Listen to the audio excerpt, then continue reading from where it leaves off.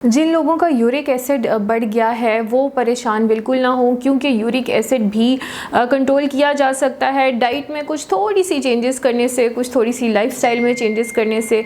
और uric acid control आराम से हो जाने के बाद कोशिश करें कि आप फिर मेंटेनेंस डाइट पे रहें, यानी आप उन चीज़ों का इस्तेमाल बंद कर दें जिनसे यूरिक एसिड बढ़ता है, या कम कर दें, या वीकेंड्स ओनली पे लिमिट कर दें।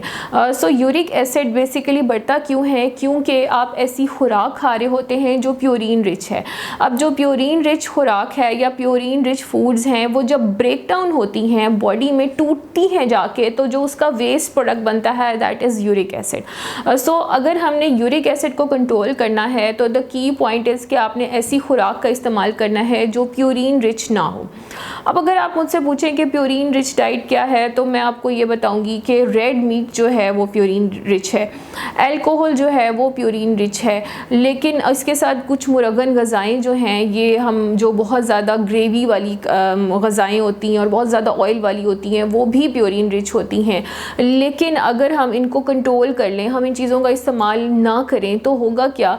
होगा ये कि हमारा यूरिक एसिड नेचुरली कम होना शुरू हो जाएगा। अब हमने करना क्या है? करना ये है कि जो भी आप खा रहे हैं उसकी क्वांटिटी को आपने कंट्रोल पोर्शन में लेना है, ज़्यादा नहीं लेना। दूसरी बात, आपने रेड मीट का इस्तेमाल यानी बड़े गोश्त का इस्तेमाल बिल्कुल बंद कर देना है। अगर आप चाहते हैं कि आप प्रोटीन किसी फॉर्म में लें तो आप लीन प्रोटीन ले सकते हैं, यानी आप ऐसा प्रोटीन लें जो कोलेस्ट्रॉल में कम है। अब लीन प्रोटीन कौन कौन से हैं जो कम है कोलेस्ट्रॉल में? वो आपका चिकन है, उसके अलावा वो आपकी फ़िश है।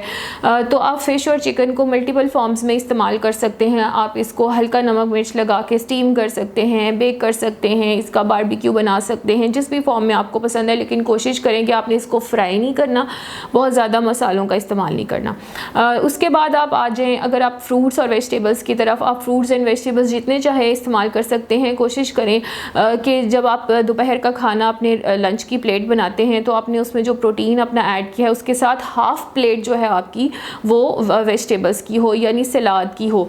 तो जो मौसमी सलाद है जो उस वक्त अवेलेबल है, कोशिश करें कि हाफ़ प्लेट वो सैलेड की हो। उससे होगा क्या कि आपका जो फाइबर कंटेंट है वो बढ़ जाएगा। आप कोलेस्ट्रॉल नील डाइट ले रहे हैं, उसमें किसी किस्म का कोलेस्ट्रॉल नहीं है और वो बहुत ज़्यादा हेल्दी है, फाइबर रिच डाइट आपके यूरिक एसिड को कम करने के लिए। इसके बाद कुछ ऐसी चीज़ें जैसे सोया बीन्स हैं या बीन्स हैं, वो भी बहुत हेल्पफुल हैं। बीन्स आप मुख्तलिफ फॉर्म्स में ले सकते हैं, रेड बीन्स हैं, वाइट बीन्स हैं। आप इसकी चाट बना सकते हैं, आप इसको ग्रेवी के तौर पे इस्तेमाल कर सकते हैं, लेकिन कोशिश करें कि अगेन इसमें ऑयल कम से कम हो और ग्रेवी भी बहुत कम हो, और हल्के नमक मिर्च और मसालों के साथ अपनी ग़िज़ा को बिल्कुल लाइट और सिंपल कर दें। इसके अलावा विटामिन सी रिच फ्रूट्स जो हैं they are very good for those patients जो अपना यूरिक एसिड कंट्रोल करना चाहते हैं। तो इसमें सिर्फ जो है ऑरेंजेस नहीं आते, इसके अंदर आपकी बेल पेपर भी आ जाती है। सैलड में बेल पेपर का इस्तेमाल किया जा सकता है।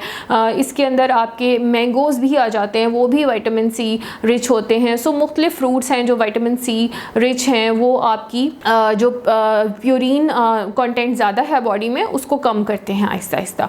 इसके बाद एक बहुत इम्पॉर्टेंट और मज़ेदार फ्रूट है जो मार्केट में आजकल अवेलेबल भी है, वो है चेरीज़।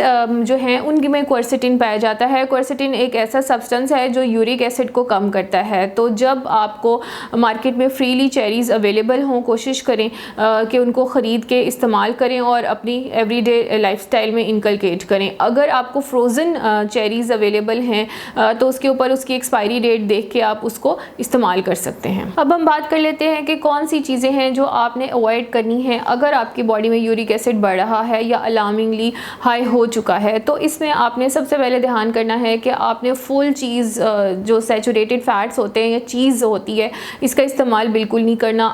अब अगर आप कहें कि हम चीज़ इस्तेमाल नहीं करते, तो ऐसा नहीं है। हमारी एवरीडे लाइफ में ऐसी बहुत सारे फूड आइटम्स हैं जिनमें चीज़ का बेतहाशा इस्तेमाल होता है। पिज़्ज़ा बहुत आमतौर पे इस्तेमाल किया जाता है। इसके अलावा पास्ताज हैं, लज़ानिया है और सारी जो फैंसी फूड्स हैं इस तरह की, इनमें सब में चीज़ का बेतहाशा इस्तेमाल किया जाता है। तो कोशिश करें कि आपने चीज़ और ऐसे तमाम मील्स जिनमें चीज़ का इस्तेमाल किया जाता है वो ना करें। इसके अलावा जो रेड मीट है उसका इस्तेमाल आपने कतई नहीं करना।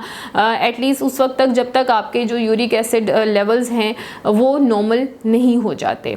इसके अलावा आपने शुगरी ड्रिंक्स जैसे सोडा है, इसके अलावा स्पोर्ट ड्रिंक्स हैं, फिज़ी ड्रिंक्स हैं, इनका इस्तेमाल कतई नहीं करना। इनके इस्तेमाल से भी जो फैटी लिवर है, इनके इस्तेमाल से भी यूरिक एसिड जो है वो बहुत ज़्यादा बढ़ जाता है और ये आपकी बॉडी को नाकाबिले तलाफ़ी नुकसान पहुँचाते हैं। चूँकि हमें इन चीज़ों को इस्तेमाल करने की आदत बहुत ज़्यादा है और हम अपने इसे खुराक का हिस्सा समझते हैं। कुछ लोग तो खाने के साथ जब तक कोल्ड ड्रिंक ना हो वो खाने को पसंद नहीं करते कि मेरे पास आज खाने के साथ कोल्ड ड्रिंक नहीं है। सो avoid cold drinks, avoid Fiji drinks, avoid sports drinks.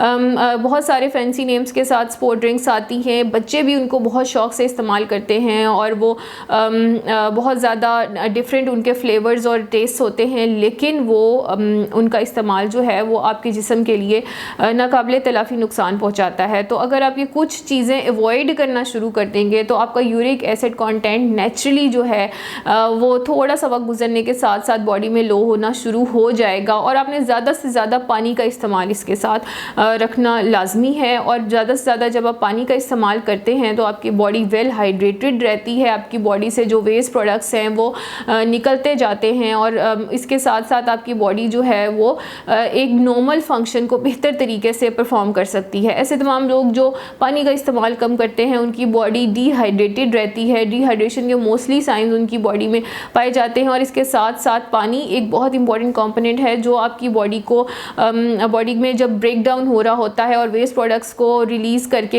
Eliminate करने में एक मेजर रोल प्ले करता है। तो अगर आपकी बॉडी में पानी की कमी है तो वो प्रोसेस भी इफ़ेक्ट होता है। सो ये कुछ बातें हैं जिन पे आप अमल करके आपका यूरिक एसिड काफ़ी हद तक कंट्रोल कर सकते हैं।